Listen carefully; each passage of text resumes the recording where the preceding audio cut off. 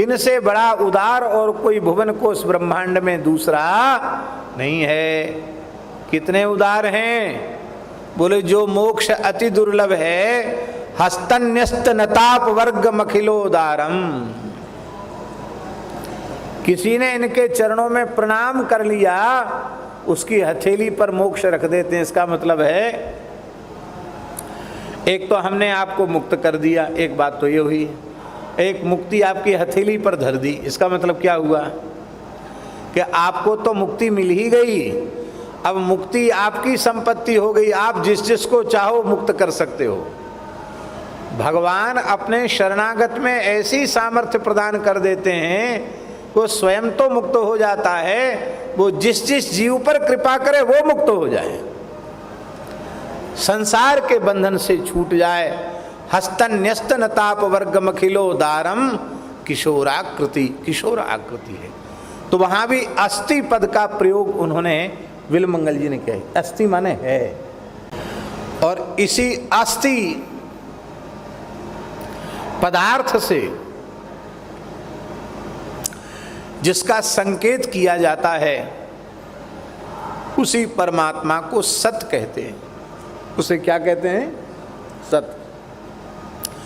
अस्ति सत, जिसकी विद्यमानता का किसी काल में अभाव न हो, उसको कहेंगे सत। जो सदा सर्वदा विद्यमान रहे, जो तिहु काल एक रस रहे। ऐसे हमारे राम जी हैं। बाकी सब तो क्या हैं? हमसे मत पूछो। किससे पूछें? जिनके स्थान में बैठकर सत्संग कर रहे हो उनसे पूछ लो। किन से पूछ लें? किसके स्थान में बैठे हैं? श्री मलुकदास जी महाराज के स्थान में। मलुकदास जी क्या कह रहे हैं? बाबा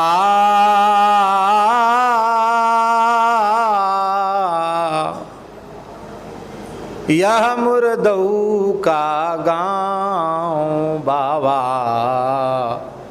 यह मुर्दऊ का गाँव।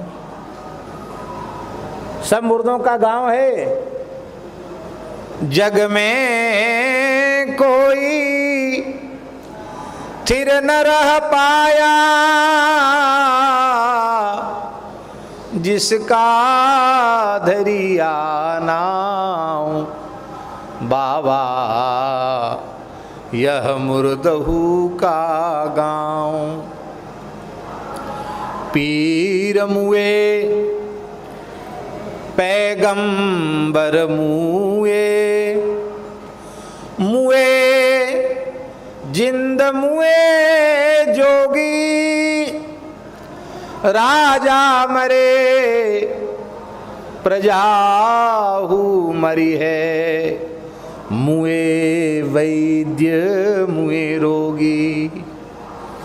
9 भी मर गए 10 भी मर गए, 9 भी मर गए 10 भी मर गए।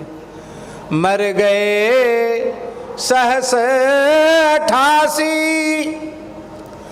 33 कोटि चौधरी मर गए। मरी काल की फांसी, बाबा यह मुर्दहू का गाँव।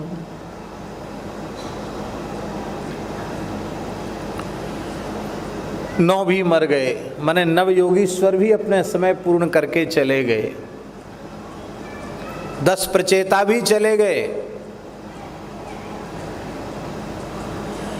88,000 सौनकादि ऋषि भी समय पूर्ण करके चले गए। ये तो बड़े बड़े थे।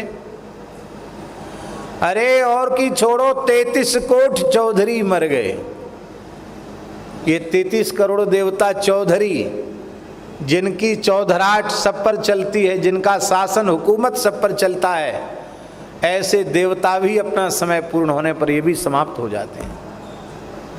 मरी काल की फांसी। और कौन कौन मरेंगे? चांद मरी है, सूरज मरी है, मरी है धरणी आकाशा। 14 भुवन जलावन हुई है, इनकी झूठी आशा। बाबा यह मुर्दहू को गाँव। अरे बोले आपने तो सबको मुर्दा ही मुर्दा बता दिया, कोई तो जिंदो बताओ जिसका आश्रय लिया जाए। तब कहते हैं ज्योति स्वरूप राम एक थिर है, ज्योति स्वरूप राम एक थिर है। जिन यह सृष्टि उपाई, कहत मलूक साधु को, सर्वसत्ता को काल न खाई। परम प्रकाशमय प्रभु श्री राम, सच्चिदानंद घन ज्योतिर्मय श्री राम, वो नित्य सत्य परमात्मा हैं। और ऐसे राम जी से अपनी सत्ता जिसने मिला दी है, अपना तनमन प्राण सर्वस्व जिन राम जी के चरणों में न्यौछावर कर दिया है, वो भक्त भी सत्य है। क्योंकि कौन्तेय प्रति जाने ही नमे भक्ता प्रणश्यति, मेरे भक्त का नाश नहीं होता। इसलिए या तो भगवान को भजो या भगवान के भक्त को भजो, क्योंकि भक्त भगवान अविनाशी है।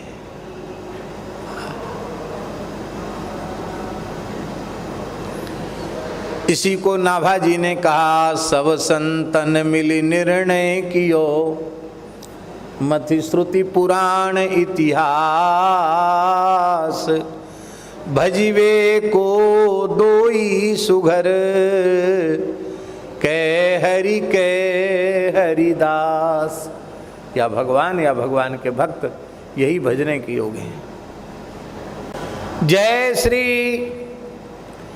हित हरिवंश प्रपंच बंच, सब काल ब्याल को खायो। ये सब काल ब्याल का खाया हुआ है, सब मरा हुआ है। यह जिय जानी श्याम श्यामा पद कमल संगी सिरुनायो। श्याम श्यामा पद कमल संगी, श्याम श्यामा के चरण कमलों में जो आसक्त हैं, ऐसे संत रसिक उनके चरणों में अपने मस्तक को झुका दिया है।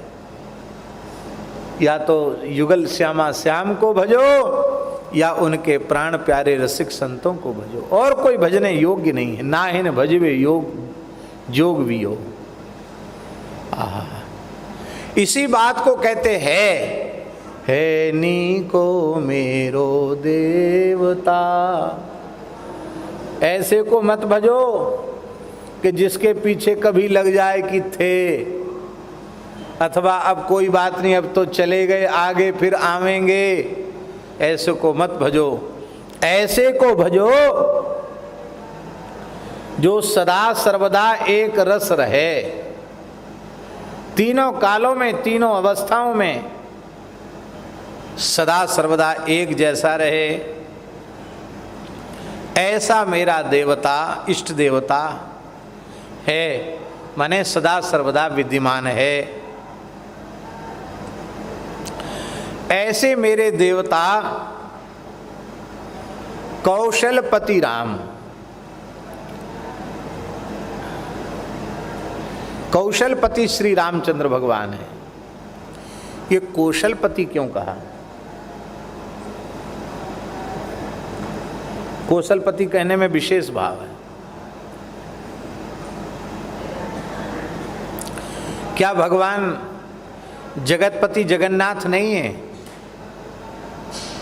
जगतपति जगन्नाथ तो हैं ही। फिर कौशलपति कहने का विशेष भाव क्या है? कौशलपति कहने का भाव ये है, राम जी अपनी लीला संपन्न करके और जब सदेह सपरिकर गोप्रतार घाट से और नित्य साकेत के लिए प्रस्थान करने लगे, तो राम जी ने कहा सब चलो हमारे संग, जिसको चलना हो सब चलो।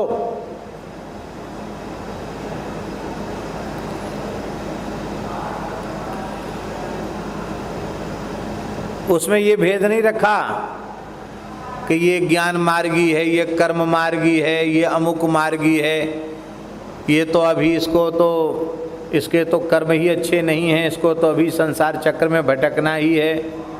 ये सब भेद नहीं रखा राम जी ने।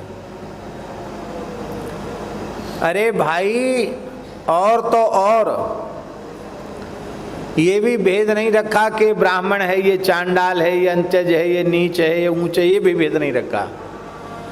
महाराज कहाँ तक कहें, यह भी भेद नहीं रखा उन्होंने कि मनुष्य नहीं है। कीट पतंग पशु पक्षियों को भी आदेश दे दिया कि मेरे साथ जो चलना चाहे सब चल सकते हैं। कीट पतंग को भी कह दिया, अयोध्या वासी है सब चलो। अब मोक्ष का अधिकार तो केवल मनुष्य देह को है, साधन धाम मोक्ष कर द्वारा। पशु पक्षी कीट पतंग तो मुक्ति के अधिकारी नहीं है, और उनको भी साथ ले लिया। और तो और अयोध्या में एक धोबी था जिसने श्री किशोरी जी पर आक्षेप लगाया था।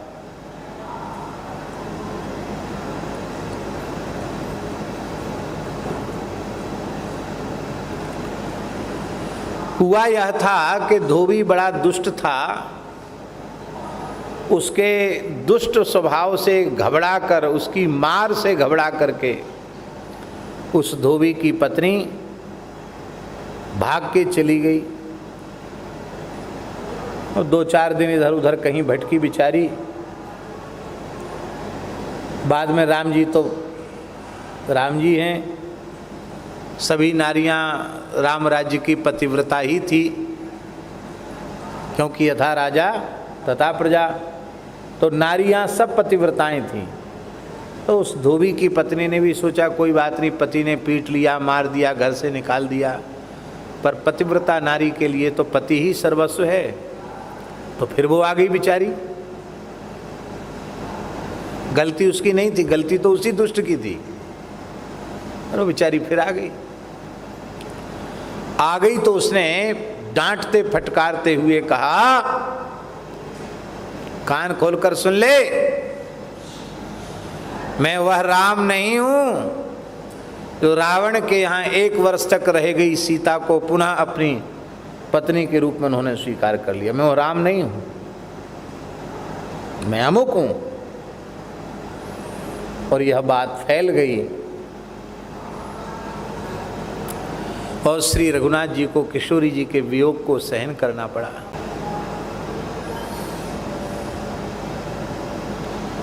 अब आप सोचो,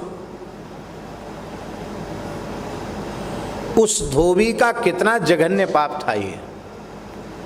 अयोध्या में पैदा हुआ, अयोध्या में रहा, और राम जी का दर्शन करके भी, अयोध्या में पैदा होकर भी राम जी को नहीं पहचान पाया, श्री किशोरी जी को नहीं पहचान पाया।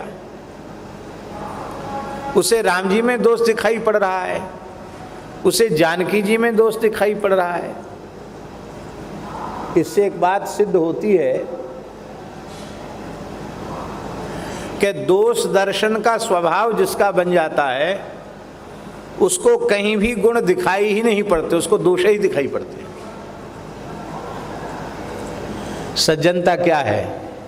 गुण दर्शन, ये सज्जनता है। दोष दर्शन ये दुष्टता है। इसलिए हमारे यहाँ संतों ने कहा है सूरूपवत दोष मृत्सिज्य गुणान गृह्णन्ति साधवा। संत पुरुष जो होते हैं वो सूप के जैसे होते हैं। माताएं सूप में फटकती हैं तो जो असार वस्तु है भूसी आदि वो तो फटक करके नीचे डाल देती हैं, और जो सार सार होता है वो सूप में इकट्ठा हो जाता है। तो संत तो होते हैं सूर्प के समान और दुष्ट होते हैं चलनी के समान। चलनी जानते हो, आटा चालने वाली, उसमें चालो तो क्या होता है, सार सार वस्तु तो नीचे गिर जाती है और चोकर कचड़ा कूड़ा वो चलनी अपने में इकट्ठा कर लेती है। दुष्ट ऐसे ही होते, चलनी के जैसे होते हैं, वो गुण तो सब नीचे गिरा देंगे। दोष कोई होंगे उनको ही बस उन्हीं को हृदय में धारण करके उसी में बस मस्त रहेंगे, उनका व्यसन वही है। दोष दर्शन का स्वभाव होता है।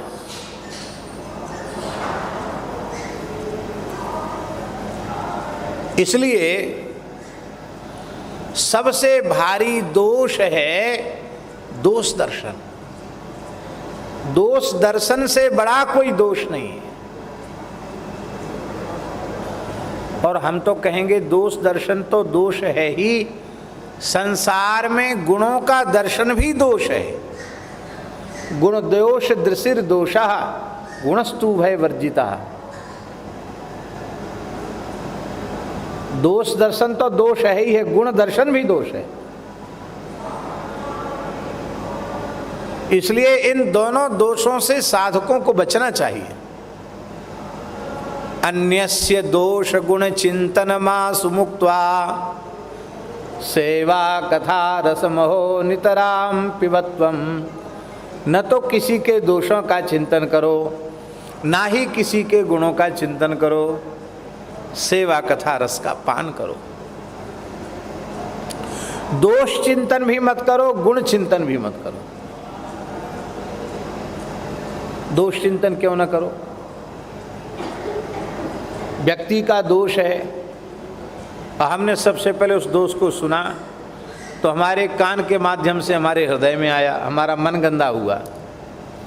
फिर हमने वाणी से उसको कहा तो हमारी वाणी अपवित्र हुई, और उस व्यक्ति का दोष तो खत्म हुआ नहीं, वह दोष आत्मनिष्ठ हो गया, हमारे अंतःकरण में आ गया, फिर हमारी वाणी में आ गया।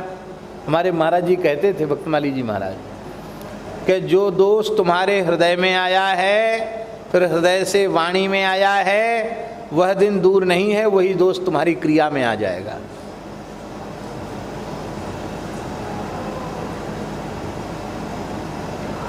इसलिए बुराई न सुननी, न बुराई ग्रहण करनी, न बुराई बोलनी। है तो कठिन, क्योंकि इसमें मनुष्य को रस बहुत आता है। पर निंदा, पर चर्चा, श्रवण में, वर्णन में बहुत रस आता है। कथा कीर्तन में उतना रस नहीं आता है, इसमें बहुत रस आता है। संसार में ऐसी घटनाएं घट जाती हैं, उन घटनाओं को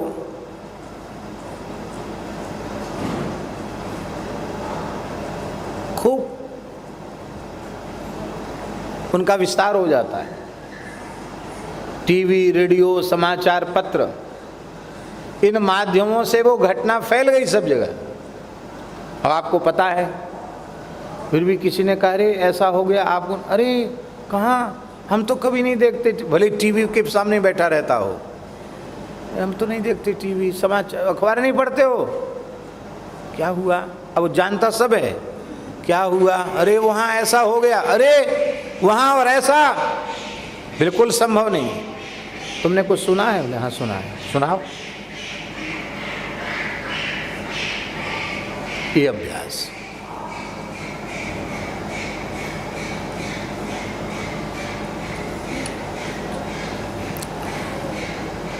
पाप तो पापी ने किया और आपने उस पाप की चुगली की, तो आपको वही पाप लग गया जो पाप उस पापी ने किया था।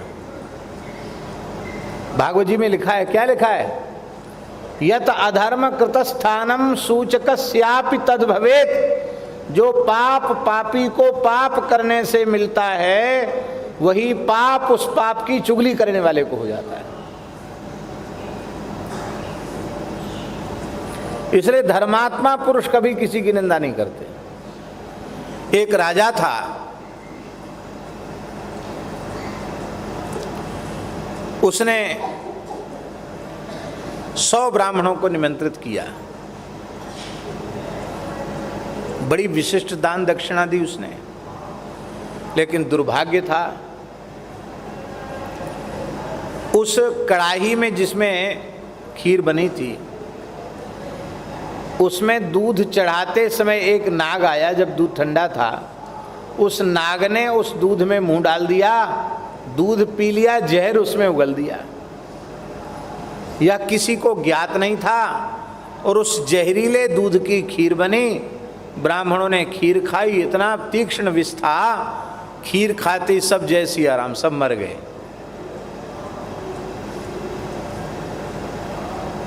अरे राम राम, धर्म पुण्य के काम में इतना बड़ा पाप लग गया, ब्रह्म हत्या हो गई। 100 ब्राह्मणों की हत्या, ब्रह्म हत्या, महापाप। राजा इतना दुखी हुआ, कौन से हमारे पाप का उदय हुआ। राजा सब कुछ त्याग करके गंगा जी के किनारे, गंगा जी के किनारे राजा अनशन व्रत लेकर के बैठ गया।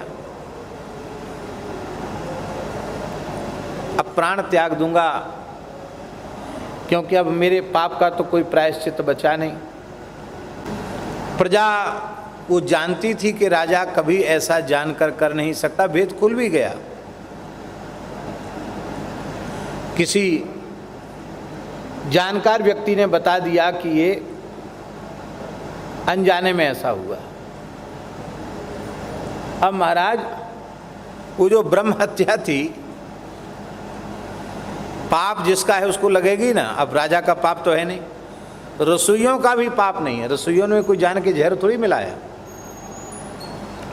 अब वो ब्रह्म हत्या जो है, गई यमराज के यहाँ, बोले मैं किसके ऊपर चढ़ूं ये तो बताओ। बोले भैया ये तो बड़ा जटिल प्रश्न है, पाप किसको लगे। करने वाले को पाप लगता, करने वाला तो यहाँ कोई है ही नहीं, किसको लगे पाप। तो वहाँ पंचायत बैठ गई, सब विचार कर रहे थे किसको पाप लगे, किसको पाप लगे, किसको पाप लगे। महाराज जी 3 दिन 3 रात तक बैठक चली, निर्णय नहीं हो पाया ब्रह्म हत्या लगे किसको। तीसरे दिन एक ब्राह्मण आया, उसकी बेटी का ब्याह था। उसने अनशन व्रत पर बैठे हुए राजा से प्रार्थना की, महाराज मेरी पुत्री विवाह के योग्य है, विवाह तय हो चुका है, धन की व्यवस्था मेरे पास नहीं है, आप बड़े धर्मात्मा हैं, बड़े उदार हैं, आप हमें इतना पर्याप्त धन दे दीजिए जिससे मैं बेटी का ब्याह खूब उत्साहपूर्वक कर सकूं। राजा ने ब्राह्मण को प्रणाम किया और बोला, महाराज मैं पापी मनुष्य हूँ, मैंने सब कुछ त्याग दिया है, परिवार, कुटुंब, खजाना, राजगद्दी सब कुछ त्याग कर, अन्न जल भी त्याग दिया है। मैं तो गंगा किनारे राम राम करके मरने बैठा हूँ कि बस राम राम राम राम राम राम राम राम राम राम राम राम राम राम राम राम राम राम करते करते मर जाऊँगा, मेरे पाप का कोई प्रायश्चित नहीं है। रोने लगा राजा, राम राम जप रहा था। बोले मैं राम राम जप, मेरे पास कुछ नहीं, मैं क्या दूँ आपको। जिसका राज्य हो, जो लोग उसके मालिक हों, उनसे आप जाइए, संपर्क कीजिए, मेरे पास तो राम नाम के अलावा कुछ नहीं है। इतना सुनते ही वो ब्राह्मण क्रोध में आग बबूला हो गया और गालियां बकता हुआ बोला, है? क्या बोला? बोले 100 चूहे खाए बिलारी जपने बैठी, 100 चूहे खाने के बाद बिल्ली हाथ में माला लेकर के जपने बैठी है, हज को चली। अरे हत्यारे, 100 ब्राह्मणों की जान लेने के बाद यहां ढोंग रच रहा है, भजन का पाखंड रच रहा है। गालियां बकने लग गया। राजा कुछ नहीं बोला। उसी समय देवलोक की पंचायत समाप्त हो गई। बोले निर्णय हो गया, ये 100 ब्राह्मणों की हत्या का पाप इस ब्राह्मण के सिर पे लिख दिया जाए। बोलो भक्तवत्सल भगवान की। हत्या खड़ी थी, ले इस पे चढ़ जाओ ब्राह्मण पे, क्योंकि इस ब्राह्मण ने उस पाप का वर्णन अपनी जिह्वा से किया। एक और कथा सुन लो, बड़े काम की कथा है। एक राजा पहले दुष्ट प्रकृति का था, बाद में संत की कृपा से सज्जन हो गया। उसकी गौ ब्राह्मण संत इनमें कोई श्रद्धा नहीं थी। और गोदावरी के तट पर एक संत रहते थे, बड़े विरक्त महात्मा थे, बहुत भजन करते थे। वो भिक्षा करने नगर में एक बार आते थे, दिन भर में एक बार नगर में भिक्षा करने आते थे। तो वो भिक्षा में उनका विचित्र नियम था।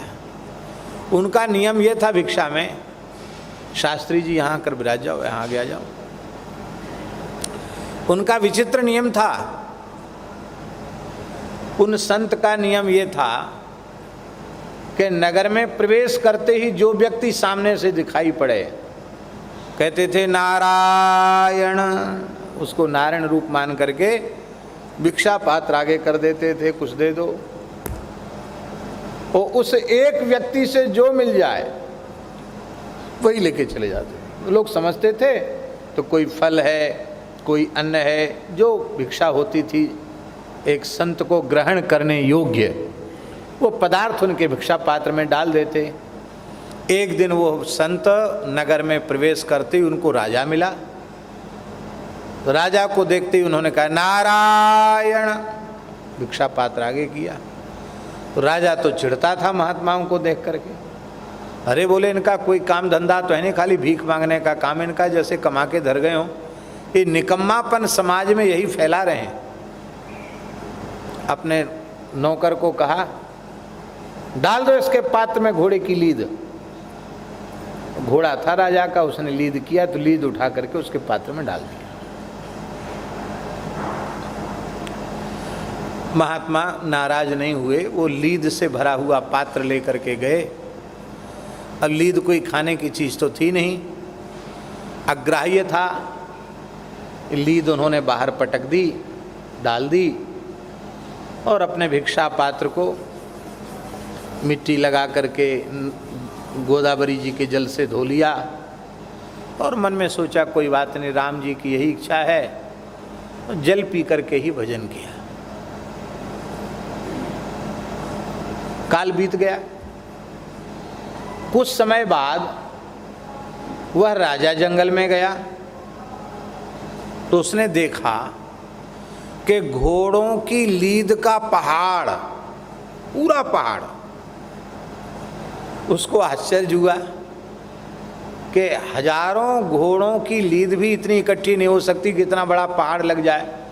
और इतने थोड़े समय में तो जंगल में आता ही रहता हूँ, 2-4 महीने में इतने घोड़े कहाँ से आ गए, इतना बड़ा लीद का पहाड़ इकट्ठा हो गया। घोड़े तो एक भी नहीं और लीद इतनी।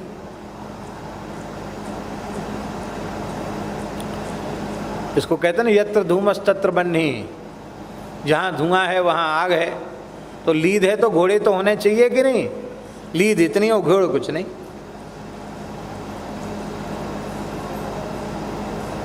तो मंत्री से कहा कि भाई ये क्या जानकारी करो। बोले यहाँ कोई मनुष्य भी तो नहीं है। एक थोड़ी दूर पर गोदावरी जी के किनारे एक पर्णकुटी दिखाई पड़ रही है। महात्मा होगा इसी से पूछते हैं कि ये लीद कहाँ से आई। राजा और उसका सेवक उस महात्मा के पास पहुँचे, महाराज लीद कहाँ से आई। महात्मा बोले, राजन ये लीद आपके द्वारा ही दी हुई है। अरे कैसे, मुझे तो याद नहीं है। तब राजा को संत ने बताया कि 4 महीने पहले मैं गया था नगर में,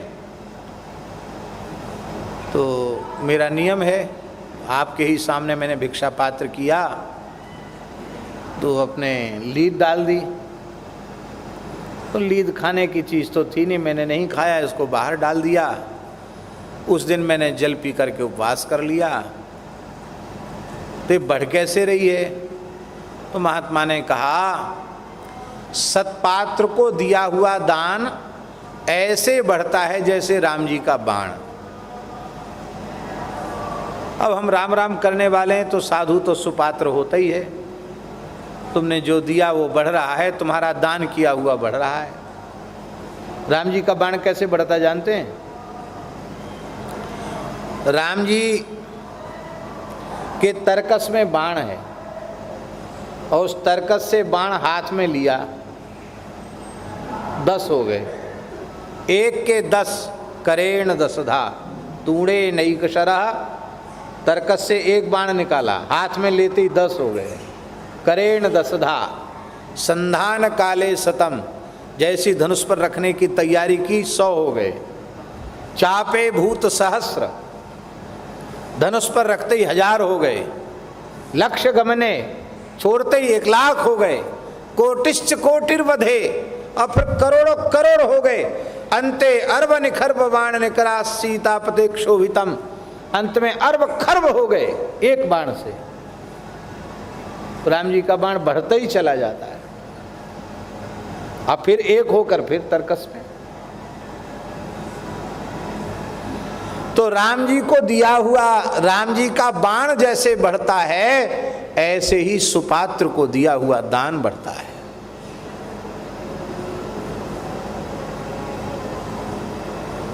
सुपात्र को दिया हुआ दान भी ऐसे ही बढ़ता है। ये बढ़ रहा है। अब राजा का जीवन परिवर्तन हुआ। बोले महाराज अब समझ में आई, अब ये क्या होगा। तो महात्मा बोले कि तुमने जो कुछ अपने जीवन में किया उसका परिणाम तो तुमको भोगना पड़ेगा ही।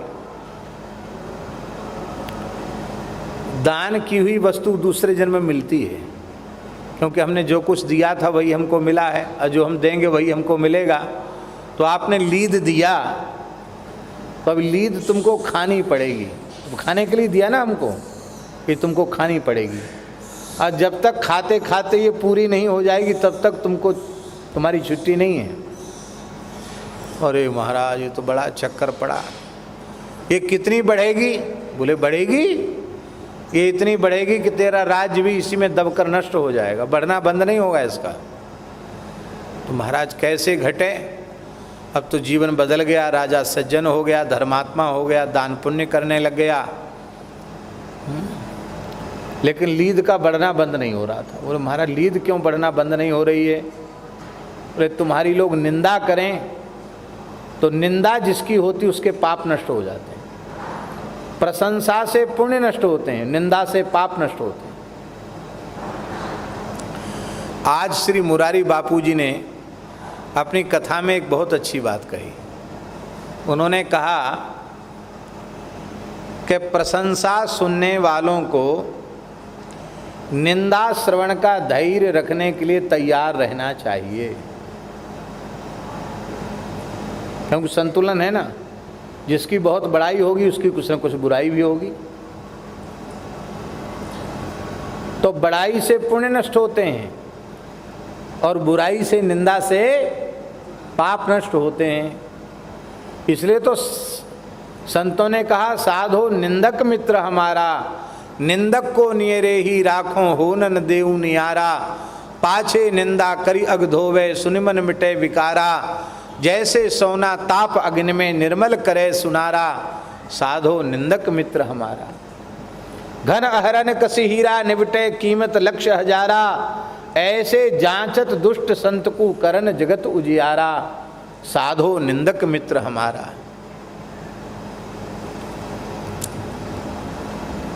सुखी रहो निंदक जग माही, रोग न हो तन सारा। हमारी निंदा करने वाला, उतरे भवनिधि पारा। निंदक के चरणन की स्तुति, वर्णो बारंबारा। चरणदास कहें सुनिए, साधो निंदक साधक भारा। साधो निंदक मित्र हमारा। निंदक नीरे राखिए, आंगन कुटी छवाए। बिनु पानी सावन बना, निर्मल करे सुभाए। तो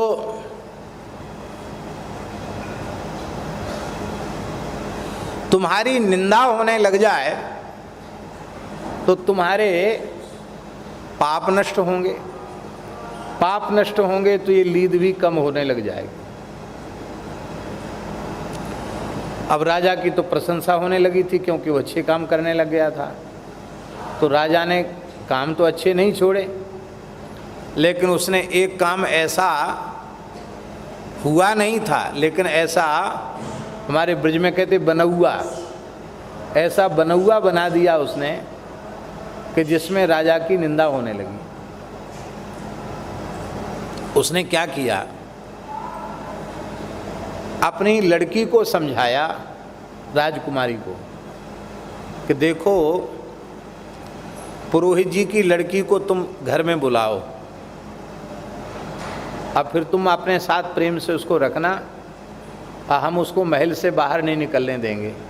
बस इतना तुम हमारा सहयोग करो, तुम्हारे साथ रहेगी वो, प्रेम से रहेगी, जैसे तुम रहती हो वैसे वो रहेगी।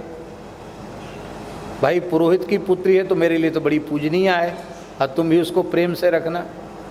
रानी को भी कह दिया। बोले हाँ हाँ ठीक है।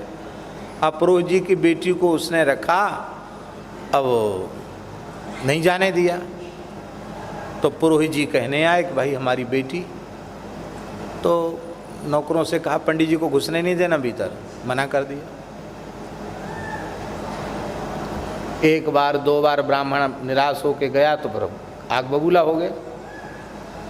अब पूरे नगर में हल्ला मच गया कि थोड़े दिन का ढोंग स्वांग रचा था इसने धर्मात्मा का, है तो दुष्ट ही।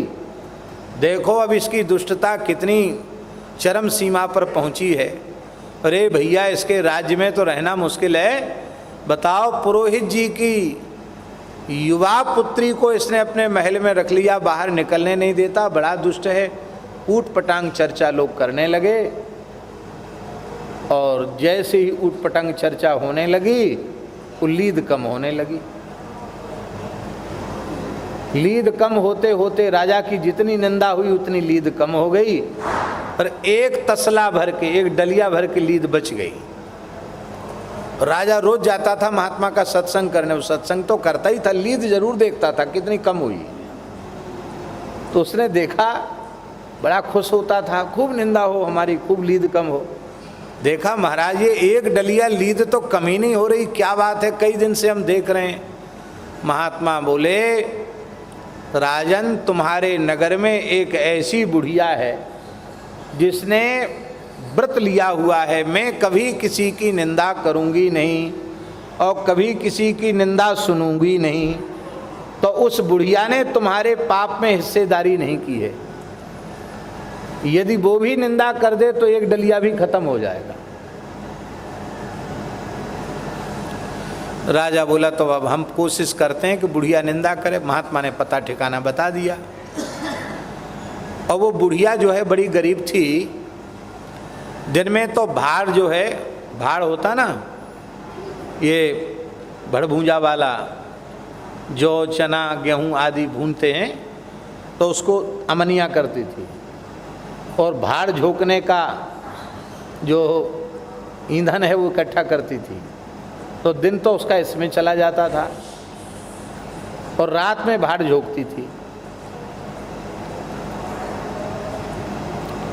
और फिर उसको दे देती थी, और उससे फिर उसका अपना गुजारा चलता था बुढ़िया का। तो राजा उस बुढ़िया के पास छिप करके छद्म वेश में गया और बोला कि माताजी आप वृद्ध हैं, मैं आपकी कुछ मदद करूं, सेवा करूं, कुछ बताओ हमको भी। नहीं नहीं, मैं अपना काम स्वयं करती हूं, मैं किसी से सहयोग नहीं लेती हूं, मैं अपना काम अपने आप करती हूं, तुम अपना काम करो। दिन भर राजा बेचारा चक्कर काटता रहा, बुढ़िया ने दाल नहीं गलने दी और रात को भाड़ झोंकने का समय आया, फिर राजा फिर पहुंच गया। बोला माई कोई बात नहीं, तुम काम नहीं करने दे रही हो, एक बात तुमने सुनी नहीं नगर में क्या हल्ला हो रहा? ए खबरदार बोला तो, हाँ वो एक डलिया तो तुझे खाना ही पड़ेगा, मैं उसमें हिस्सेदारी करने वाली नहीं हूं। अरे बड़ी त्रिकालदर्शी है, बड़ी सिद्ध है भाई, तुझे कैसे पता चल गया एक डलिया जंगल में बचा हुआ है? उसने कहा मैं कभी परनिंदा श्रवण नहीं करती हूँ और परनिंदा का वर्णन नहीं करती हूँ, बस इसी साधन से मुझे वह सामर्थ्य प्राप्त हुई है कि मुझे सहज त्रिकालज्ञता प्राप्त हो चुकी है, मैं किसी की निंदा नहीं कर सकती, तुम जाओ यहाँ से।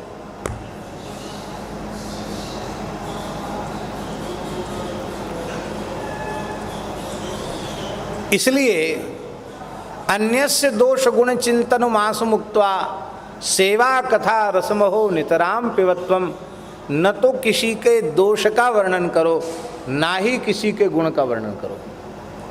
गुण दोष दृशिर दोषः गुणस्तु भय वर्जिता।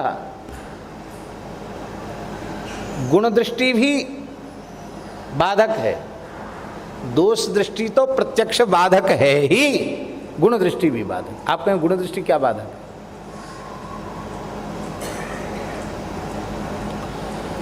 अब महात्मा बड़े प्रेम से राम राम जप रहे थे, अहर्निश राम नाम जप रहे। अब बड़ाई करने लगे, वाह क्या गला है, क्या स्वर है, क्या संगीत है, क्या गाते हैं, समय समय के राग जब आलापते हैं, क्या कहना महाराज, रोम रोम खिल जाता है, हम भी थोड़ा संगीत सीखें। अब हमने गुण की ओर ध्यान दिया ना, सुंदर गाना, ताल स्वर में गाना एक गुण है, कला है। अब हमने गुण की ओर ध्यान दिया, अब माला जोली छूट गई, अब 3 लाख 4 लाख नाम जपते थे वो छूट गया। अब एक हारमोनिया खरीद ली, सारे गा मा पा धा नी सा, सा नी धा पा मा गा रे सा, सारे सा, सारे गा मा सा, इसी में लग गए। अब आ करते रहो। फिर क्या हुआ, पहले तो सीखा था संगीत इसलिए कि कुछ कीर्तन भजन करेंगे, अब तो क्या कहना, अब तो बड़े बड़े आयोजनों में जाने लगे, बहुत बड़ी दक्षिणा मिलने लगी, टीवी में अखबार में नाम छपने लग गया, अंतर्राष्ट्रीय कलाकार हो गए। अब धन कमाएंगे, प्रतिष्ठा कमाएंगे कि राम राम करेंगे? फिर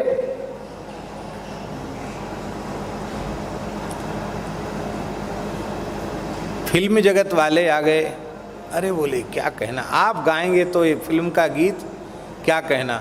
अब वो निष्ठा चलेगी कि हम तो श्री राम जय जय राम अथवा महामंत्र गाने के लिए हमने हरे कृष्ण गाने के लिए संगीत सीखा था, वो चलेगी निष्ठा।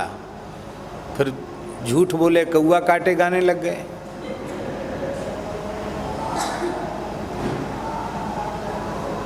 क्या हुआ निष्ठा का?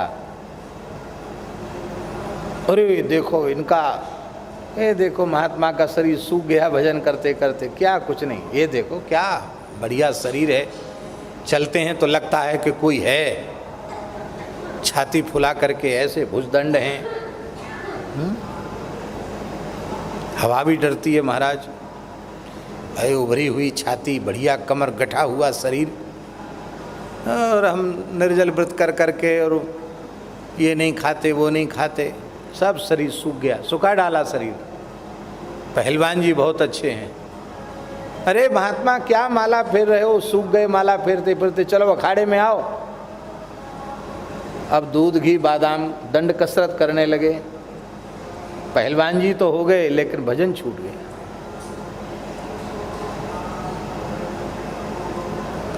संप्राप्ते सन्निहिते मरणे नहीं नहीं रक्षति डुक्रे करणे भज गोविंदम गोविंदम भज मूढ़मते। अब बुढ़ापे में कोई डुक्रे करने धातु रटे और आदरी टू डवा, इससे ये तो हुआ वो हुआ फिर ऐसे हुआ फिर ऐसे रूप सिद्धि हुई, क्या लाभ प्रयोजन सिद्ध होगा। अब तो भगवत चिंतन उसे करना चाहिए। इसलिए महापुरुष वे दोष की ओर तो गए ही नहीं, उनके चित्त में गुणों के प्रति भी आकर्षण नहीं हुआ। संत श्री कबीरदास जी के चरित्र में आता है कि उन्हें जब पाठशाला में पढ़ने के लिए भेजा गया तो अध्यापक ने तो उनको अक्षर ज्ञान करा करके अक्षर पाटी पर लिखकर का अभ्यास करो, पर आप जैसी पाटी पर जो अध्यापक ने लिख दिया था वैसी ही पट्टिका गोद में लेकर बैठे रहे, कुछ लिखा नहीं कबीरदास जी। अध्यापक ने पूछा करे कैसा विद्यार्थी है, कुछ अभ्यास नहीं करता है। तो श्री कबीरदास जी का एक पद है, पूज्य बक्सर वाले मामा जी बड़े भाव से उसको गाते थे, हमें याद नहीं है वो पद। श्री कबीरदास जी के नाटक में वो पद मामा जी ने लिखा है, नहीं छाणु बाबा राम नाम। कबीरदास जी कहते हैं नहीं छाणु बाबा राम नाम, मुहि और पढ़न सो कौन काम। नहीं छाणु बाबा राम नाम, मुहि और पढ़न सो कौन काम। तू मुहि कहा पढ़ावे आल जाल, तू मुहि कहा पढ़ावे आल जाल। उर्दू चलती थी ना तो अलिफ वे से ते थे जीम चे वे खे, ये सब उर्दू के जो अक्षर हैं ये सब बता रहे थे, इसी को आल जाल कहा, इसमें जाल भी आता है। तू मुहि कहा पढ़ावे आल जाल, मेरी पटिया पे लिख दे श्री गोपाल। मेरी पटिया पे लिख दे श्री गोपाल। ठाकुर जी का नाम लिखना हो तो लिखो, मैं तो राम राम छोड़कर दूसरा काम नहीं कर सकता। पर हम लोगों की आदत ऐसी है गुरु जी कि जब तक किसी की निंदा प्रशंसा न कर लें तब तक पानी नहीं पचता है। रोटी तो दूर गई, पानी भी नहीं पचता है। ऐसा अभ्यास यदि किसी को पड़ गया हो तो वह विवेकी यदि है, चाहे तो अपने इस दोष को उपासना में साधना में बदल सकता है।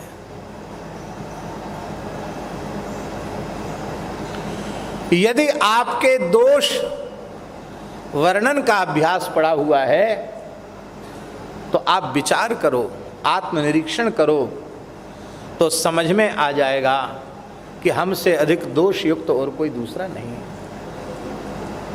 हमारे पूर्वाचार्यों ने पद्धति बताई हमको, न निंदितम, श्री अमनाचार्य जी महाराज, न निंदितम कर्म तदस्ति लोके सहस्रसो यन्न मया व्यधाई। सोहम विपाकावसरे मुकुंद क्रंदामि। संप्रेत्य गतिस्तवाग्रे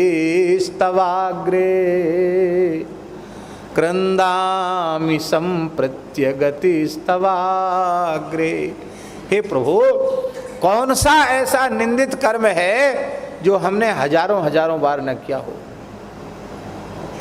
जब उन कर्मों का भयंकर परिणाम मेरे आंखों के सामने आया तो मैं करुण क्रंदन कर रहा हूं, पर हे नाथ, आप ही एकमात्र मेरी गति हैं, क्योंकि अपराध सहस्त्र भाजनम पतितम भीम भवार्णवोदरे अगतिम शरणागतिम हरे कृपया केवल आत्मसात कुरु।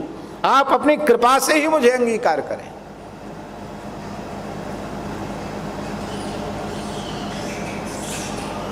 बुरा जो देखन में चला बुरा न मिलिया कोय, जो दिल खोजा आपना मुझसे बुरा न कोय। जब हमने ही सब दुनिया के पाप किए हुए हैं तो हम दूसरे के पापों के वर्णन का ठेका क्यों लेते हैं। आपको इस जन्म की याद है कि इस जन्म में आपने पाप नहीं किया। इसके पहले आपके कितने जन्म हो चुके हैं। कौन कौन से पाप के परिणाम स्वरूप कौन कौन से नरक भोग के आए हो, पता है?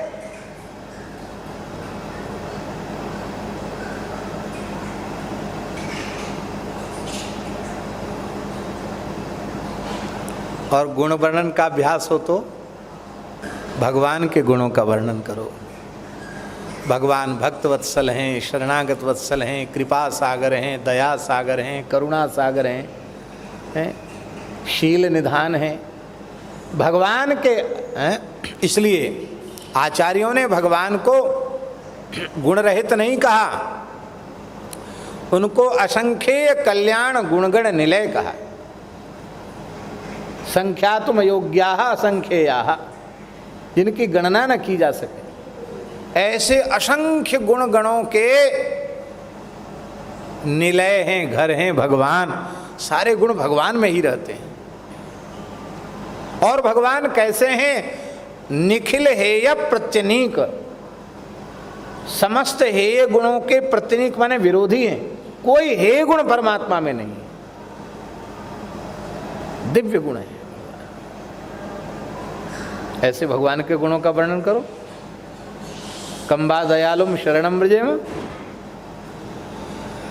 और उन भगवान के उपासक भक्तों के गुणों का वर्णन करो, क्योंकि भक्त के गुण बंधन कारक नहीं है, भक्त के गुण भजन कराने वाले हैं। या तो भगवान के गुण गाओ या भक्तों के गुण गाओ। इसलिए श्री गुरु अग्रदेव आज्ञा दई हरिभक्तन को यश गाओ, भव सागर से तरन को नाहिन आन उपाओ। पर उल्टा है, दोष दर्शन तो करते हैं दूसरे का, दोष वर्णन करते हैं दूसरे का, और गुणवान अपने को मानते हैं। एक बार हम बहुत दुखी थे। प्रायः ऐसा होता है, हमारे मन के सब अनुकूल हो जाए, कैसे संभव है?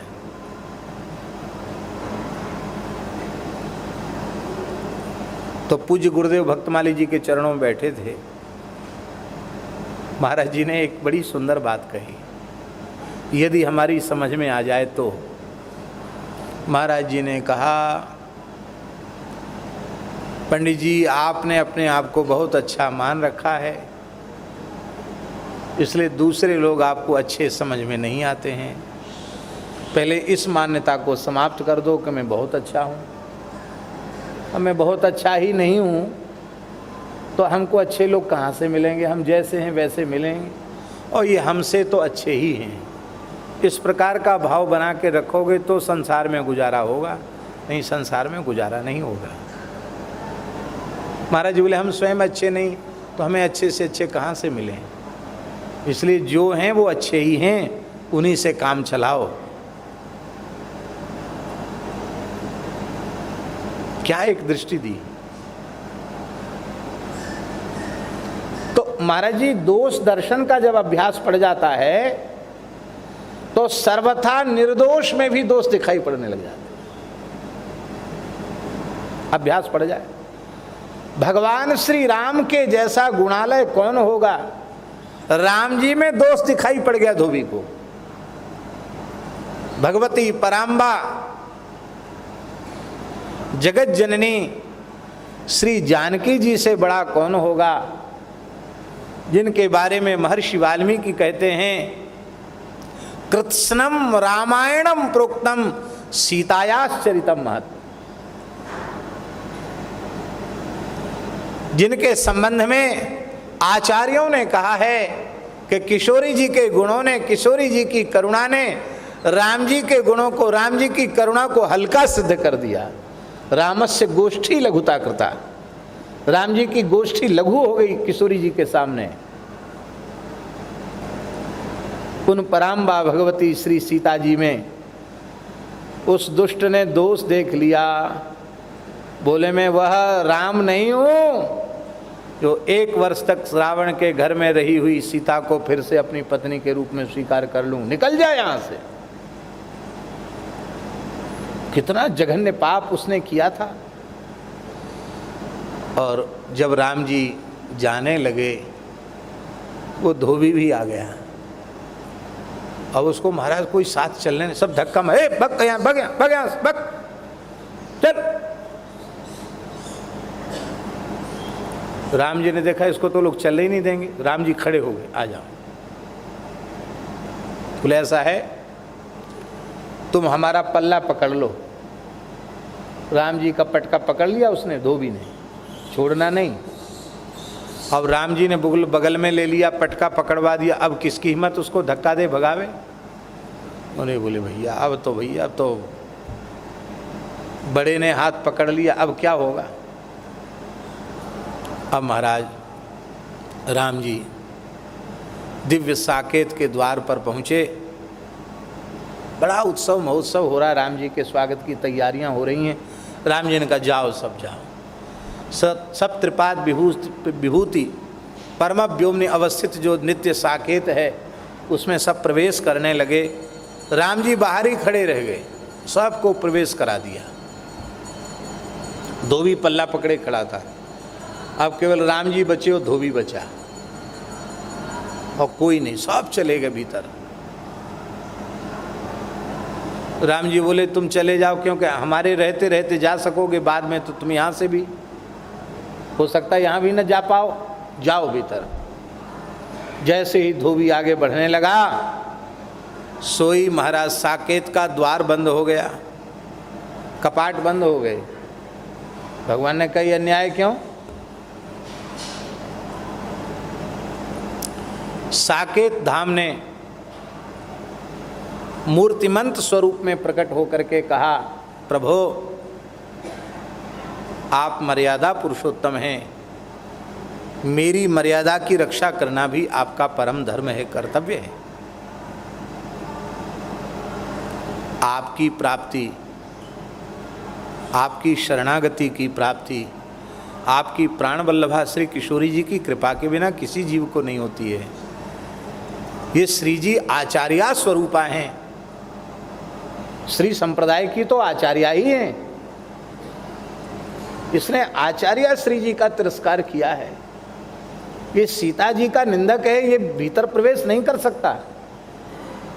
आपकी करुणा है यहां तक ले आए, लेकिन मैं इसको प्रवेश नहीं दे सकता।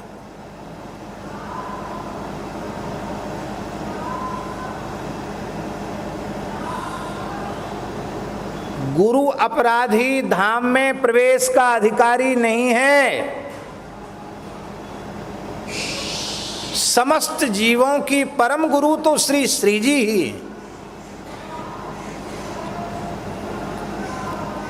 किशोरी जी पास में विराजमान न होती तो जयंत को शरण मिलती क्या। इसलिए राम जी को कहना पड़ा, तुम पावक मैं करो निवासा, जो लगी करो निशाचर नासा। उनको अग्नि में रहना पड़ेगा, क्यों, ये तो मारने नहीं देंगे किसी को। रावण से भी कह रही हैं, विदितः सही धर्मज्ञा शरणागत वत्सलः, तेन मैत्री भवतु ते यदु जीवितुमिच्छसि। रावण से कह रही हैं, राम जी की धर्मज्ञता तो पूरे विश्व में विदित है, वो शरणागत वत्सल हैं। तुम उनके दास नहीं बनना चाहते हो, कोई बात नहीं, उनसे हाथ मिला लो, मित्र बन जाओ। क्यों, हमें बड़ी दया आ रही, नहीं तो तुम मारे जाओगे। अपने प्रति ऐसा व्यवहार करने वाले के ऊपर भी जिनकी करुणा बरस रही हो, क्या कहना किशोरी जी की करुणा का।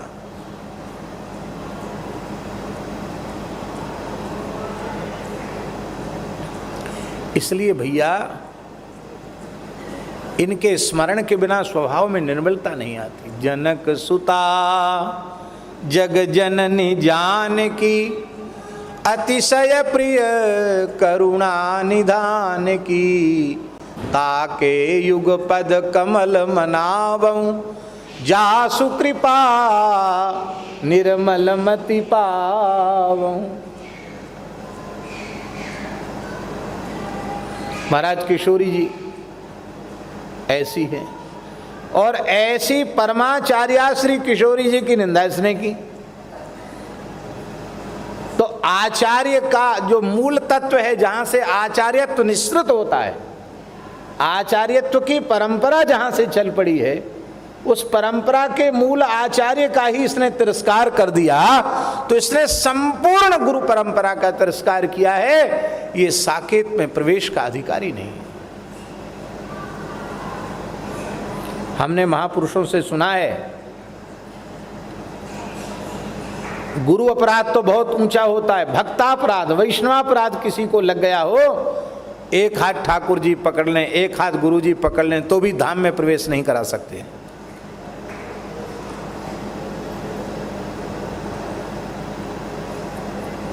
वैष्णवापराध, भक्तापराध, फिर गुरु तो गुरु है, गुरु अपराध। महाराज इसको भीतर नहीं प्रवेश देंगे हम। धोबी बड़े जोर जोर से रोया, बोले हम हैं ही ऐसे। ठीक कह रहे हैं महाराज, हमको तो आप ले आए यहाँ तक, और कहीं व्यवस्था कर दो, क्या है। जैसे धोबी ने कहा और कहीं व्यवस्था कर दो, ब्रह्मा जी चिल्लाए, अरे महाराज हमारे यहाँ मत भेज रहे हैं इसको, हाँ ब्रह्मलोक दूषित हो जाएगा इसको। भोले बाबा बोले हमारे शिवलोक में भी इसको जगह नहीं। इंद्र बोले महाराज इसको स्वर्ग में मत भेजना। जमराज चिल्लाए, बोले महाराज ये इतना भारी पापी है, ये नरक में रहने लायक भी नहीं, ऐसा नरक ही आपने नहीं बनाया जिसको इसके पाप का भोग हो सके। इतने लोगों को पीड़ा पहुंचाई इसने, आपको पीड़ा पहुंचाई, किशोरी जी को पीड़ा पहुंचाई। आज भी उस चरित्र को पढ़ करके लोग रोने लग जाते हैं। सबको दुख देने वाला है, पर पीड़ा सम नहीं अधमाई, ये नरक में रहने योग्य नहीं है। भगवान बोले नरक तो खैर ये जाएंगे नहीं, अब घबराओ मत, पर अब क्या करें, स्वर्ग ब्रह्मलोक शिवलोक सबके द्वार बंद हो गए, अब क्या करें। धोबी बोला महाराज हमको इसी हाल में छोड़ दीजिए। बोले हम छोड़ नहीं सकते। क्यों?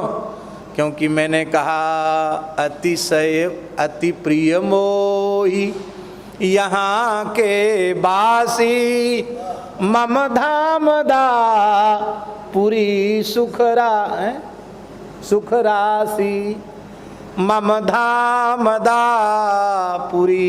ये हमारी अयोध्या में पैदा हुआ, अयोध्या में इसने अंतिम श्वास ली है, ये मेरे धाम में जाएगा ही, भले ही चाहे जैसा ही क्यों ना हो, मैं इसे तो धाम दूंगा, नहीं मेरी बात झूठी हो जाएगी। अब साकेत की मर्यादा भी बची रहे और इसके साथ भी न्याय हो जाए, ये दोनों काम एक साथ कैसे संभव हैं। राम जी ने अपनी भगवत्ता का आश्रय लिया और क्या किया, गोस्वामी जी इसका समाधान कर रहे हैं। सिय निंदक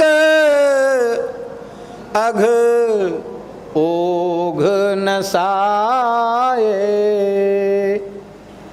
लोक विशोक बनाए बसाए। राम जी ने अपने सत्य संकल्पत्व की महिमा से एक नवीन साकेत प्रकट कर दिया। लोक विशोक बनाए, एक विशोक लोक उसके लिए अलग से बना दिया और एक रूप से उस साकेत में बैठ गए। बोले महाराज अकेले हमारा मन नहीं लगेगा यहाँ, बोले तुम्हारे खानदान के जितने धोबी हैं सबको बुला लो यहीं। हाँ, तुम्हारा लोक ही अलग होगा, स्पेशल लोक होगा तुम्हारा। अब प्रेम से रह करके हमारा भजन करो। बोलो भक्तवत्सल भगवान की। इसलिए महाराज, भगवान जाने हमारा मन का भाव हो सकता है ऐसा भी हो। धोबी कपड़ा फचाक के पटक के धोते हैं, देखा होगा। पहले तो जमुना किनारे धोते थे खूब, अब जमुना जी में मना हो गया, पानी भी बहुत कम रह गया, अलग से सरकार ने इधर धोबी घाट बना दिया है। पहले तो हम जाते थे यमुना जी प्राय नित्य स्नान के लिए, तो हम देखते थे धोबी ऐसे पटकते थे, ऐसे पटकते थे पत्थर के ऊपर कपड़ा, और उस समय बोलते थे सिया सिया सिया, ऐसे सुनाई पड़ता था हमको। पता नहीं वो क्या बोलते, भगवान जाने, वो तो वही जाने, लेकिन हमको ऐसा लगता था सिया सिया सिया। अरे भाई, ये तो बड़े भजनानंदी हैं, सब सिया जी का नाम ले रहे हैं, सिया सिया सिया। तो हमने महाराज जी से पूछा, भक्तमाली जी से, कि महाराज जी आज हम वहाँ जमुना किनारे थे तो आज ध्यान से हमने सुना धोबी सब सिया सिया कहते। महाराज जी हंसने लगे, बोले वो सब किशोरी जी की निंदा किया ना, और उसका प्रायश्चित करें, सिया जी का नाम जप के, सबके ऊपर ठाकुर जी कृपा करेंगे। सिय निंदक अघ ओघ नसाए, लोक विशोक बनाए, फिर बसाए, बसा दिया। तो अपने नगर में रहने वाले किशोरी जी की निंदा करने वाले जैसे को भी उन्होंने अपना धाम दे दिया। ये कहना चाहते हैं तुलसीदास जी, इतने दयालु हैं हमारे इष्ट देवता, इसलिए उन्होंने कहा कौशलपति राम है नीको मेरो देवता, कौशलपति राम है नीको मेरो देवता। ये मेरो देवता है माने वो सदा सर्वदा विद्यमान तत्व है। और नीको माने इनसे सुंदर, इनसे उत्तम न भूतो न भविष्यति, ये सर्वोत्कृष्ट हैं। अपने आराध्य इष्ट के प्रति ऐसी ही भावना होनी चाहिए। कौशलपति राम है नीको मेरो, नीको है और कैसा है, मेरो मेरो, इसका मतलब सबके तो है ही हैं पर मेरे हैं। ये भाव बहुत जरूरी है। मेरे हैं प्रभु, मेरे हैं प्रभु, मेरे हैं, ये भाव जरूरी है, बहुत जरूरी है। मीरा जी क्या कह रही, मेरे तो गिरधर गोपाल दूसरो न कोई, जाके सिर मोर मुकुट मेरो पति सोई। है मेरे, हे प्रभु आप मेरे हैं, मैं आपका हूं, आप मेरे हैं। पराये में प्रेम नहीं होता, प्रेम सदा अपने में होता है। इसलिए पहले हमारे मन में ये बात पक्की होनी चाहिए कि इस पूरे शरीर संसार से संबद्ध इस पूरे जगत में भगवान के अतिरिक्त हमारा अपना कहलाने के लिए कोई दूसरा है ही नहीं, कुछ नहीं है। केवल और केवल भगवान ही मेरे हैं। है नीको मेरो, और कैसे देवता। ये देवता शब्द बड़ा प्यारा शब्द है। दिवु धातु के कई अर्थ होते हैं, दिवु क्रीड़ा, विजिगीषा, मोद मद स्वप्न कांति गतिषु, इतने अर्थों में दिवु धातु है। और इन सब का अर्थ करो तो सारे धातुओं का अर्थ करने पर वो सारे धात्वर्थ वो भगवान श्री राम में ही सिद्ध होते हैं। ये देवतात्व वो भगवान में ही सिद्ध होगा।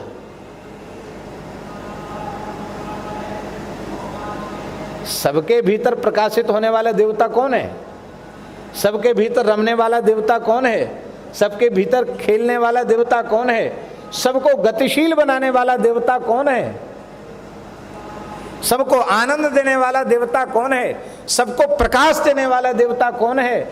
सारे धात्वर्थ किसी देवी किसी देवता में घटित नहीं होंगे, वह सबके सब प्रभु में ही घटित होने वाले हैं। इसलिए भैया सब देवी देवता हैं, कोई इतने समय के कोई उतने समय के, पर है नीको मेरो देवता, जिनका देवत्व तो कभी समाप्त होने वाला नहीं है, ऐसे मेरे नीके देवता कौशलपति राम। माने कौशलपति राम, जिन्होंने पात्रता अपात्रता नहीं देखी, कीट पतंग को भी साकेत दे दिया, सिया जी के निंदक को भी साकेत दे दिया,